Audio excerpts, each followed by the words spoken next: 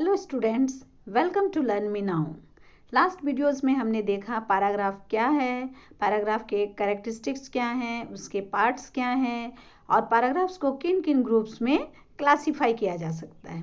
आज हम देखेंगे सबसे महत्वपूर्ण बात, how to write a good paragraph.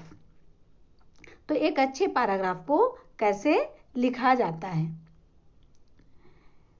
Paragraph लिखने के पहले क्वेश्चन को 2 बार पढ़ें बिल्कुल ध्यान से और उन्हें समझने की कोशिश करें। गिवन टॉपिक्स में से किसी एक टॉपिक को सेलेक्ट करें जिसके बारे में आपके माइंड में कंप्लीट इंफॉर्मेशन हो। चूंकि आपको 3 और 4 टॉपिक्स दिए जाते हैं जिसमें से केवल एक सेलेक्ट करना होता है, तो आप उसी टॉपिक्स को सेलेक्ट करेंगे जिसके बारे में आपको कंप्लीट इंफॉर्मेशन हो। अंदाज से आपको पैराग्राफ नहीं लिखना है। टॉपिक सेलेक्ट करने के बाद टॉपिक के वर्ड्स को ध्यान से पढ़ें और उस पर विचार करें कि इसके वर्ड्स आपको क्या पूछ रहे हैं। टॉपिक्स के बारे में माइंड में क्लियर पिक्चर बनाएं, उसको विजुअलाइज करें और देखें कि टॉपिक या सब्जेक्ट से रिलेटेड क्या क्या इंफॉर्मेशन आपको दिखाई दे रहा है। क्योंकि आप एक पिक्चर बना रहे हैं अपने दिमाग में, उसको पिक्चराइज कर रहे हैं, विजुअलाइज कर रहे हैं, तो आपको बिल्कुल फिल्म की तरह उसका सीन दिखाई दे रहा है, पिक्चर दिखाई दे रहा है, तो उसको ध्यान से देखना है।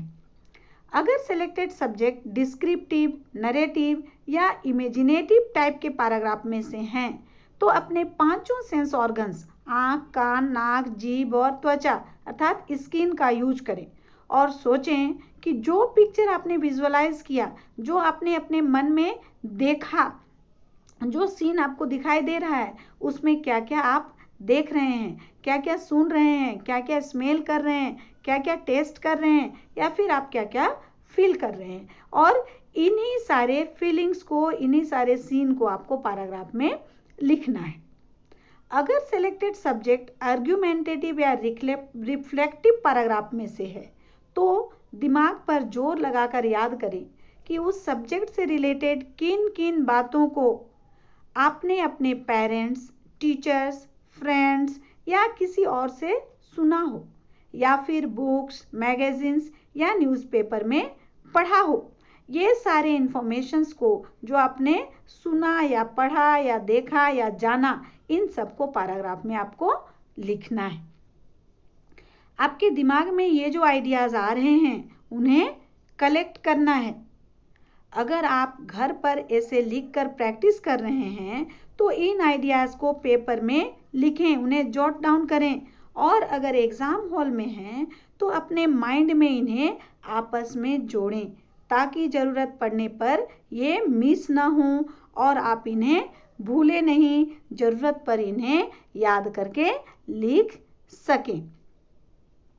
जो पॉइंट्स सब्जेक्ट से रिलेटेड हों उन्हें ही अपने माइंड में जगह दें, उन्हीं पॉइंट्स को सेलेक्ट करें पैराग्राफ लिखने के लिए और जो सब्जेक्ट के लिए सूटेबल ना हों उन्हें रिजेक्ट करें अर्थात भूल जाएं, उन्हें छोड़ दें। अब ये जो पॉइंट्स आपने दिमाग में कलेक्ट किए, उन पॉइंट्स को इम्पोर्टेंस के अकॉर्डिंग लॉजिकल ऑर्डर में ऑर्गेनाइज करें। अगर ये इवेंट्स हैं तो उन्हें क्रोनोलॉजिकल ऑर्डर में, घटनाक्रम में ऑर्गेनाइज करें, जैसा कि मैंने पहले वीडियो में बताया है। इसके बाद इन्हें पैराग्राफ के पार्ट्स के अकॉर्डिंग लिखें। जैसे सबसे पहले इंट्रोडक्शन के रूप में टॉपिकल सेंटेंस लिखें, उसके बाद टॉपिकल सेंटेंस के जस्टिफाई करने वाले तथा उनके सपोर्ट में आने वाले सेंटेंसेस को लिखें। सपोर्टिंग सेंटेंसेस सब्जेक्ट का डिटेल इंफॉर्मेशन देने वाले होने चाहिए। सबसे अंत में पैराग्राफ के कंक्लूजन के लिए कंक्लूडिंग सेंटेंस लिखें जिसमें सब्जेक्ट से रिलेटेड आपके अपने व्यूज़ होने चाहिए। जैसे मैंने लास्ट पैराग्राफ में बताया था कि कंक्लूजन राइटर का अपना पर्सनल व्यूज होता है, वो उसमें अपना सजेशन दे सकता है, गवर्नमेंट से या इंस्टीट्यूशन से रिक्वेस्ट कर सकता है उस प्रॉब्लम को सॉल्व करने का, या फिर उस पर अपना कमेंट्स दे सकता है, उसे क्रिटिसाइज कर सकता है, या फिर जो रेमेडियल स्टेप्स होंगे उनके बारे में वो बता सकता है। तो कंक्लूजन राइटर का अपना पर्सनल व्यूज होता है। पैराग्राफ के जितने भी कैरेक्टरिस्टिक्स मैंने लास्ट वीडियो में बताया था, उन सभी अर्थात unity, coherence, order and completeness, इन सब का ध्यान आपको रखना है और इन सब के आधार पर ही आपको पैराग्राफ को लिखना है। पैराग्राफ में आपकी भाषा बिल्कुल ही सिंपल और डायरेक्ट होना चाहिए। डायरेक्ट उसको रीडर के लिए वो भाषा का यूज करना चाहिए, जिससे कि रीडर को वो भाषा इंटरेस्टिंग लगे और उन्हें समझ में भी आ जाए, रीडर के लिए अंडरस्टैंडेबल हो। पैराग्राफ राइटिंग का स्टाइल इजी, सरल और सुगम होना चाहिए, क्लियर, स्पष्ट होना चाहिए। सेंटेंसेस सिंपल होने चाहिए।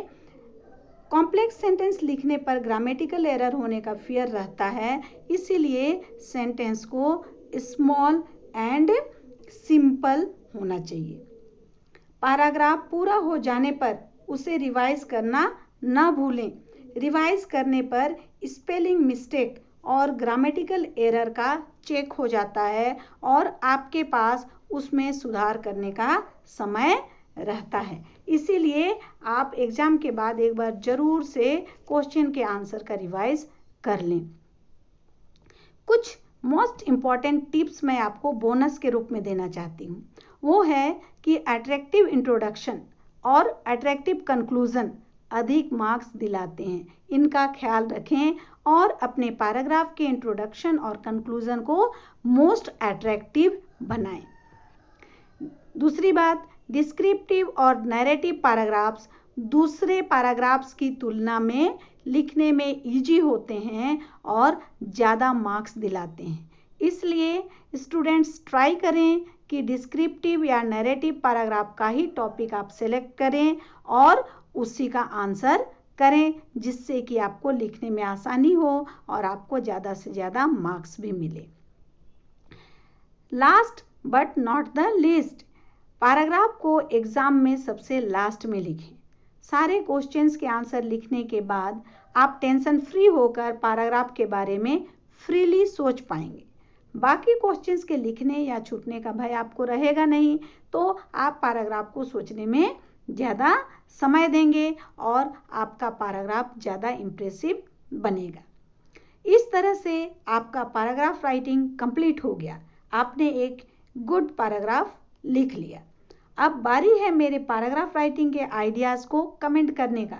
अगर आपको मेरा यह वीडियो पसंद आया, यूजफुल लगा, तो इसे कमेंट करें, लाइक करें, शेयर करें और सब्सक्राइब भी करें, जिससे मेरे आने वाले अगले वीडियो का नोटिफिकेशन आपको टाइम पर मिल जाए।